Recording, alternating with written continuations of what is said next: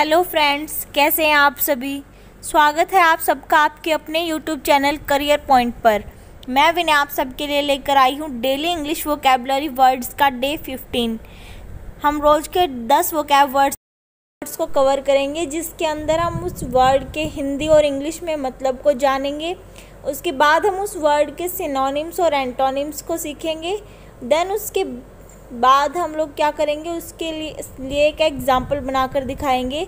और फाइनली हम उस वर्ड को याद करने के लिए आपको एक ट्रिक प्रोवाइड कराएंगे। इस तरह से हम रोज़ के 10-10 वोकैब वर्ड्स को कवर किया करेंगे और हमारी वोकैब को एनहेंस करेंगे। तो आइए शुरू करते हैं हमारे आज के 10 वोकैब वर्ड्स। तो जो हमारा पहला वर्ड है वो है कंसोलिडेट। कंसोलिडेट एक वर्ब होती है जिसका मतलब होता है मजबूत बनाना या ठोस बनाना, यानी कि मेकिंग समथिंग स्ट्रोंगर। इस कंसोलिडेट के सिनोनिम्स क्या है? जॉइन, अमलगमेट, मर्ज, सॉलिडिफाई, इंटीग्रेट, यूनाइट। ये सब क्या होंगे? इसके सिनोनिम्स होंगे और इन सब का ही मतलब क्या होगा? मजबूत बनाना या इकट्ठा करना। इसके एंटोनिम्स क्या होंगे? Weaken, break, split, divide. ये क्या होंगे? इसके एंटोनिम्स होंगे। अब हम इससे एक एग्जाम्पल बना लेते हैं। Unity is the first requirement if you want to consolidate any organisation. यानी कि यूनिटी, एकता जो है वो हम पहली रिक्वायरमेंट है अगर आप किसी ऑर्गेनाइजेशन को मजबूत बनाना चाहते हैं। इसको याद करने की हमारी ट्रिक क्या होगी?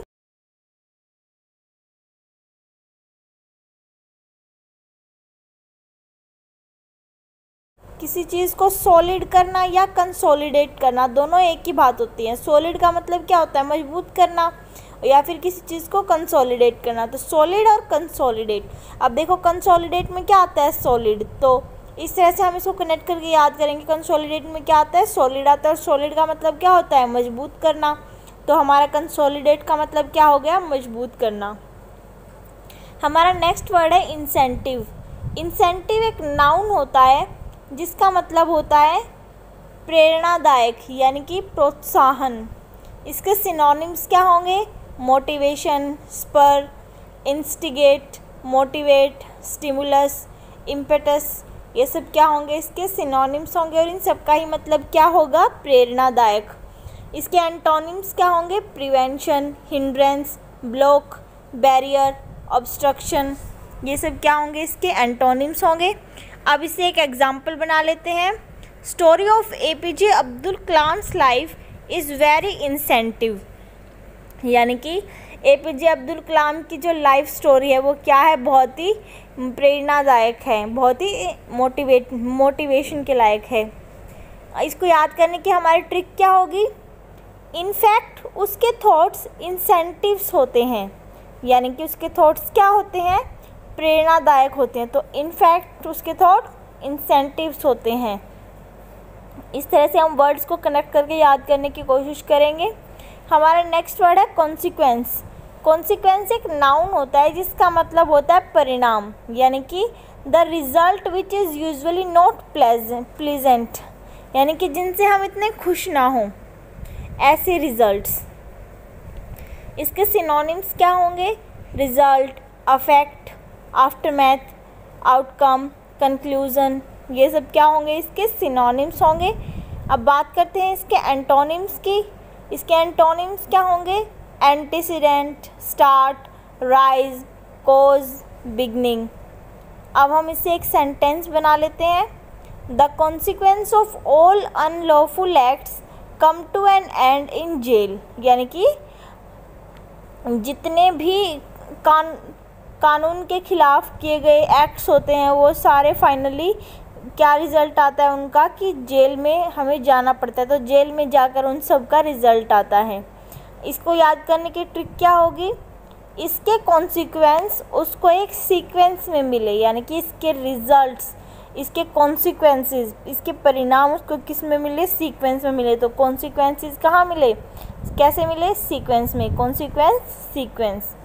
इस तरह से हम वर्ड्स को रिलेट करके क्या करेंगे? याद करेंगे। हमारा नेक्स्ट वर्ड है कैटास्ट्रोफ। कैटास्ट्रोफ एक नाउन होता है जिसका मतलब होता है तबाही या आपदा।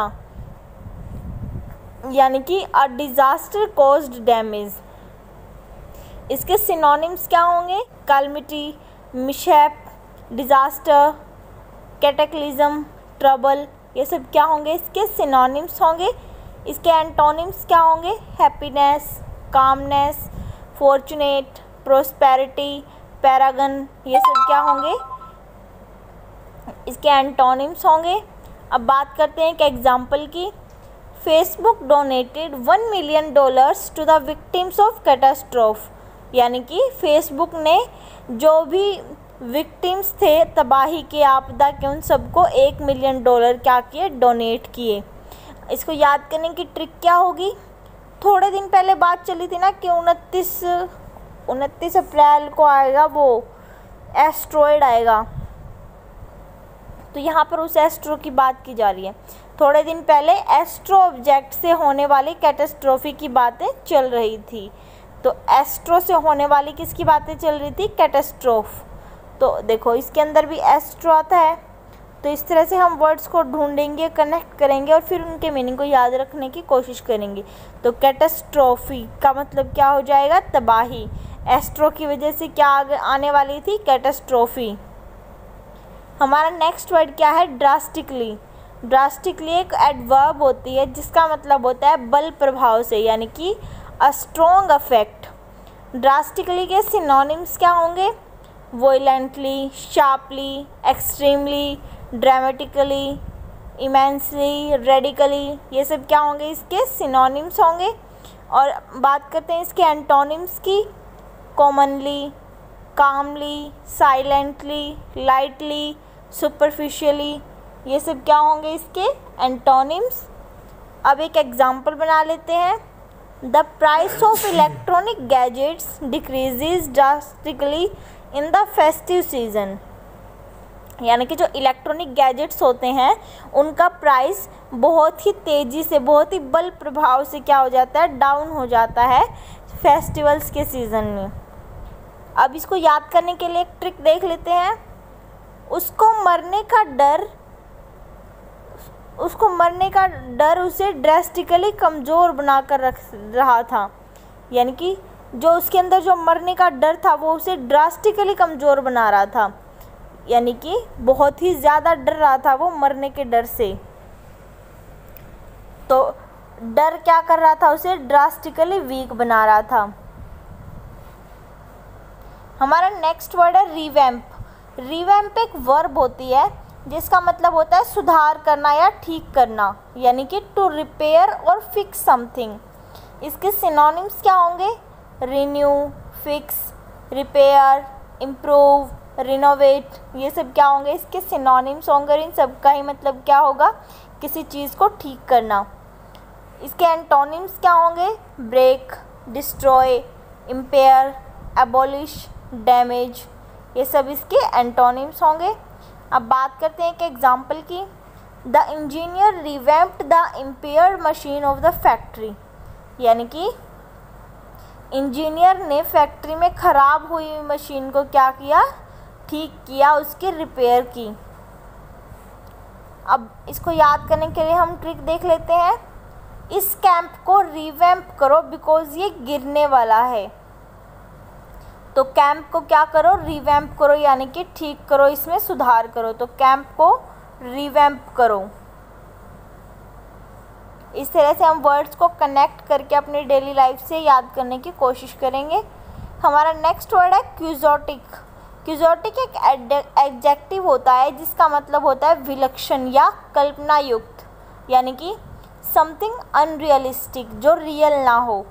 इसके सिनोनिम्स क्या होंगे? Utopian, dreamy, imaginary, absurd, impractical, ये सब क्या होंगे? इसके सिनोनिम्स होंगे। अब बात करते हैं इसके एंटोनिम्स की। Realistic, common, apparent, pragmatic, actual, ये सब क्या होंगे? इसके एंटोनिम्स। अब इससे एक सेंटेंस बना लेते हैं। So many youths are misguiding because of the quixotic Bollywood movies. यानी कि बहुत सारे यूथ्स जो हैं आज के टाइम के, वो बॉलीवुड मूवीज़ की वजह से, उनकी कल्पना युक्त बातों की वजह से मिसगाइड हो रहे हैं। हमारे वर्ड को याद करने की ट्रिक क्या होगी? क्विक तरीके से टॉक्सिक छोड़ना बहुत से लोगों के लिए क्विसॉक्टिक है। यानी कि अगर हम क्विक और टॉक्सिक इन दोनों को मिलाएं तो हमारा क्या बनेगा? क्विजॉक्टिक। तो ये क्या कह रहा है? ज़्यादा जल्दी वाले तरीके से अल्कोहल को छोड़ना बहुत क्या होता है? कल्पना युक्त चीज़ होती है बहुत सारे लोगों के लिए। तो क्विक और टॉक्सिक को मिला के हमारा क्या बना? क्विजॉक्टिक। हमारा नेक्स्ट वर्ड है लिबरलाइज। लिबरलाइज एक वर्ब होती है जिसका मतलब होता है उदार बनाना या फैसिलिटेट और रिवोक ऑफ रिस्ट्रिक्शन। लिबरलाइज के सिनोनिम्स क्या होंगे? मेक इजी, फैसिलिटेट, एक्विट, ये क्या होंगे? इसके सिनोनिम्स होंगे। और इसके एंटोनिम्स क्या होंगे? Restriction, blocking, confine. अब हम इससे एक सेंटेंस बना लेते हैं। The Indian government is liberalising the process so that the foreign investors can invest efficiently. यानी कि जो इंडियन गवर्नमेंट है वो प्रोसेस को ईजी बना रही है, उदार बना रही है, ताकि फॉरेन इन्वेस्टर्स ज़्यादा से ज़्यादा एफिशिएंटली इन्वेस्ट कर सकें। इसको याद करने की हमारी ट्रिक क्या होगी? लिबरल होके पढ़ोगे तो जल्दी ही जॉब पाने में लिबरलाइज हो जाओगे। यानी कि अगर आप लिबरल होके पढ़ते हो तो जल्दी ही आपको जॉब मिलने में क्या होगी? ईजी होगी, आप लिबरलाइज हो जाओगे जॉब पाने के लिए। तो लिबरल होके पढ़ोगे तो क्या हो जाओगे? लिबरलाइज हो जाओगे। इस तरह से हम वर्ड्स को कनेक्ट करके पढ़ेंगे। हमारा नेक्स्ट वर्ड है टर्मिनेट। टर्मिनेट एक वर्ब होती है जिसका मतलब होता है समाप्त करना, यानी कि द एक्ट ऑफ एंडिंग और डिस्ट्रॉइंग। इसके सिनोनिम्स क्या होंगे? Finish, and, wind up, close, destroy. और इसके एंटोनिम्स क्या होंगे? Start, begin, engage, continue, restart. अब एक एग्जाम्पल देख लेते हैं। Both sides decided to terminate the MOU because of some disagreement. कोई डिसएग्रीमेंट होने की वजह से दोनों साइडों ने क्या कर दिया?